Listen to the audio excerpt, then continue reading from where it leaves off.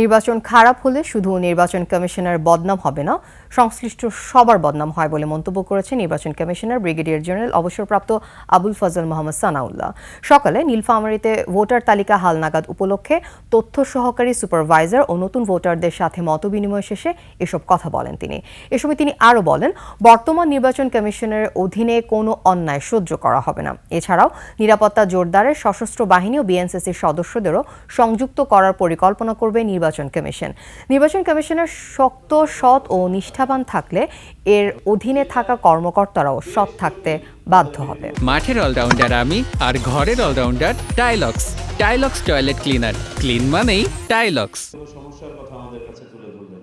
সদরে 19 জন সবার ভাবমূর্তি ভুলুণ্ঠিত হয়েছে খারাপ নির্বাচনের জন্য। আমাদের সামনে একটা সুবর্ণ সুযোগ আমাদের সবার ভাবমূর্তি পুনরুদ্ধার করার, আর আমি নিশ্চিত সবাই এই সুযোগ গ্রহণ করবে। নির্বাচনে তো কিছু চ্যালেঞ্জ থাকেই, তবে এবারের নির্বাচনে আমরা চ্যালেঞ্জের থেকে আমরা অপরচুনিটি বেশি দেখতে পাই।